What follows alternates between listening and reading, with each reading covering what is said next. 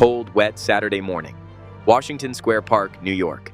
You spot a tall figure bent over a chessboard in the open rain. No bodyguard, no assistant with an umbrella, no entourage. Just a towel beside him to dry the pieces between moves. You'd assume he's some regular guy killing time in the park, right?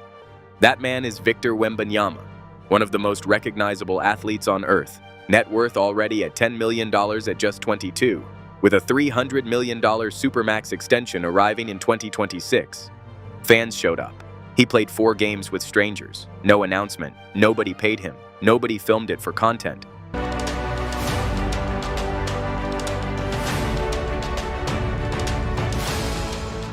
But the question isn't how he got rich. It's why someone this wealthy still moves like he has nothing to prove. Is he eccentric?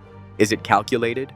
Or did something happen early in his life that made money feel like the smallest thing on the list? That answer starts in a quiet suburb outside Paris.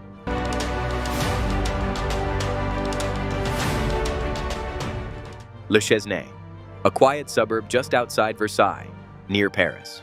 Neat streets, ordinary life. Nothing about it suggests it's the birthplace of a generational athlete. Victor Wembanyama was born here on January 4, 2004, into a household where sport wasn't a hobby. It was the language everyone spoke. His father Felix came from Congolese roots by way of Belgium and competed professionally as a triple jumper. His mother Elodie de Fautereau stood 6'3" and played professional basketball before becoming a youth coach. His sister Eve plays professionally. His brother Oscar is already drawing NBA draft attention for 2026. His maternal grandfather played professionally, his grandmother too. Victor didn't discover basketball. He was born into its orbit. He said it himself. I had the choice, and I still have the choice to play or not play basketball, but basketball has always been around. I can't avoid it in my family. He started playing organized basketball at 7. At 10, a youth coach named Michael Allard spotted him sitting on the bench at an under-11 game and mistook him for a coach. Victor was 10 years old, already 5'11". But the most important thing happening in that household wasn't the physical training. It was what his father was teaching him about how to think. Time. Yeah, sometimes I didn't really understand why he was so insisting on these points, but His mother was just as deliberate. She introduced him to the game, then consciously stepped back. she knows her role, and she knows as a parent sometimes it's better to fade off or not to get too much involved in your children. 2 former professionals. Both chose restraint over control. That produces something specific, someone internally driven, not performance driven. At 14, Victor left home before anyone asked him to, moved out of Le Chesnay to commit fully to training at Nanterre. And while doing that, he started learning English. 14 years old, planning for a career almost a decade away. That's not talent, that's architecture.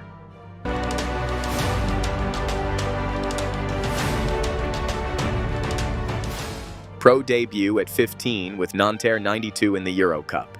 The second youngest player ever at that level. A Pro A championship with Asvel.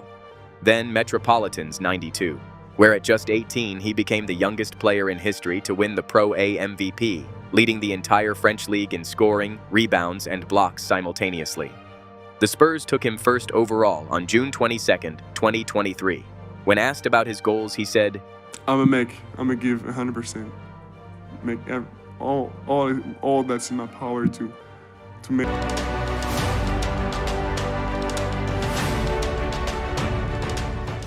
Unanimous Rookie of the Year in his first season. His second season was cut short in February 2025. Doctors found deep vein thrombosis, a blood clot in his right shoulder. Surgery in March, right after his first All-Star game.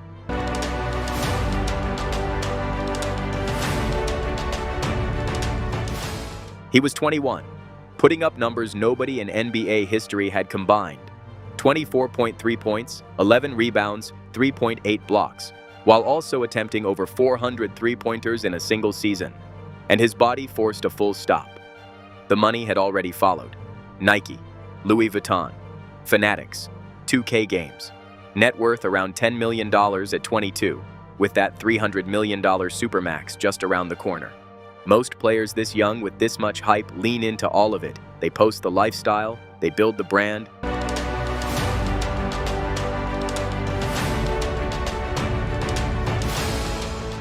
Wembanyama did something else entirely.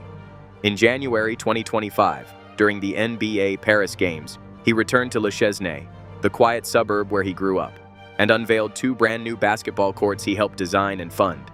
A full 5-on-5 court and a 3-on-3 court, built for the kids growing up in the same streets he once dreamed on. The project cost over $400,000. 7 youth clinics were launched alongside it, and one detail captures everything about who he is. The courts include a chess table, installed as a permanent nod to his love of the game. He stood there and said, "When I was younger, I really wished I had a free, high-quality court to play on. Now that I have the chance and the people to help me make it happen, I didn't think twice. As soon as I got the opportunity to start a project back home, this was at the top of my list." Wembanyama moved the opposite direction, and the person who noticed it most clearly wasn't a journalist. It was a Hall of Famer. Chris Paul spent his final NBA season alongside Wembanyama in San Antonio. 21 years in the league. He'd seen what fame does to young athletes with generational hype. After retiring, he sat down on the Pat McAfee show.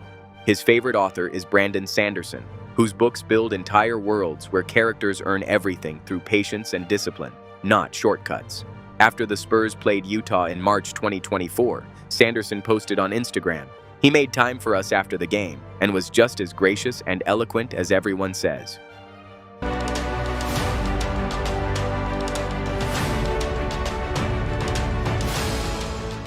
Victor told The Sporting News that reading helps him escape from the real world, including the pressure of basketball. Someone sitting on a $300 million future, whose idea of escape is a 1,000-page fantasy novel. Then there's chess. He's been playing since childhood, seriously enough that Gotham Chess, one of the world's largest chess channels, dedicated a full game analysis to him.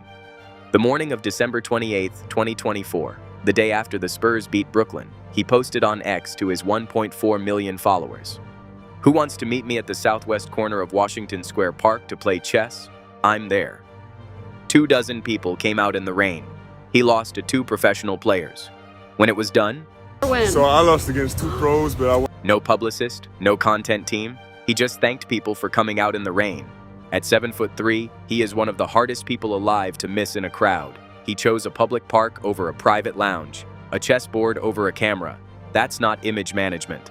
That's who he actually is.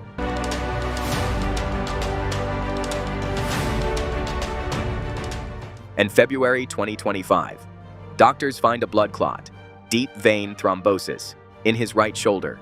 Season over. Surgery in March, right after his first All-Star game appearance. 21 years old, historic numbers, the whole league watching, and his body just forced a full stop. Most players in that position go somewhere warm. Yachts in Mykonos, Caribbean beaches. The social media calendar doesn't pause just because the season does.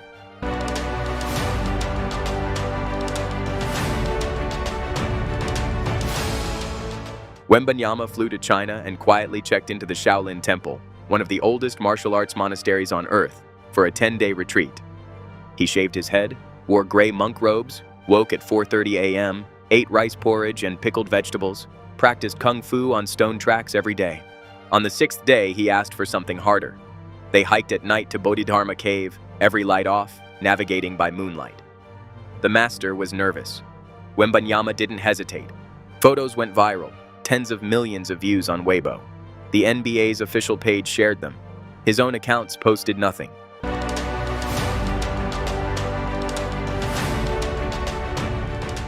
When he finally spoke about it,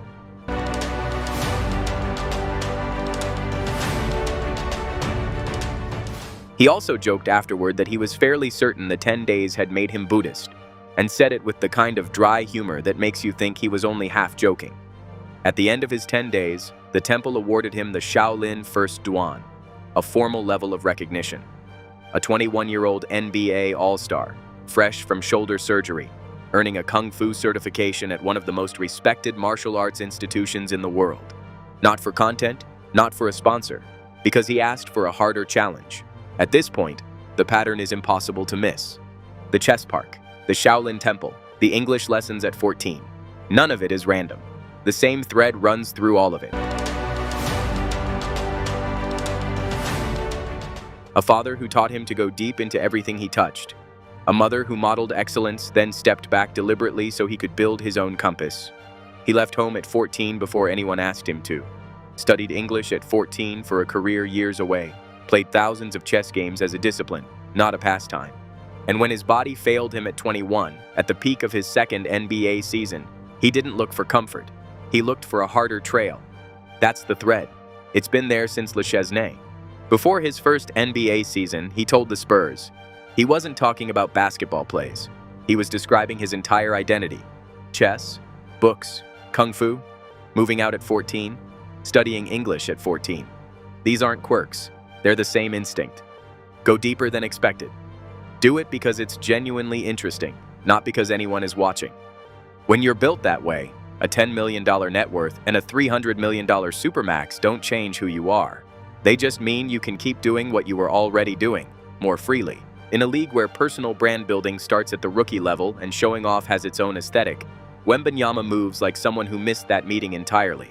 He doesn't need the world to confirm what he already knows about himself.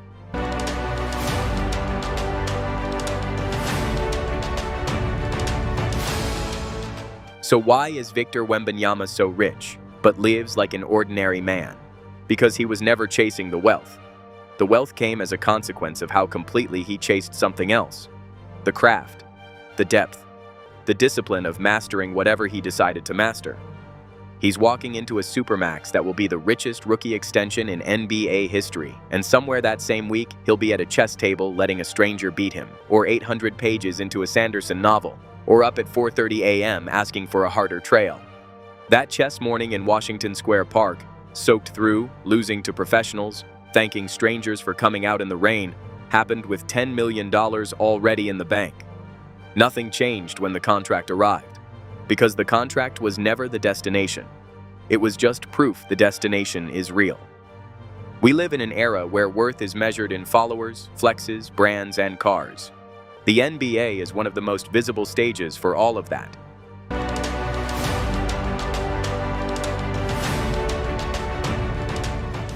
Victor Wembanyama stands on that stage every night, then goes home and reads. By the standards of luxury, he may look like he's leaving money on the table. By the standards of inner freedom, he is already one of the richest people in sport. The highest form of wealth isn't what you accumulate. It's what you refuse to need. And the most radical thing about Victor Wembanyama isn't the contract, the wingspan, or the blocked shots. It's that at 22, he already knows the difference.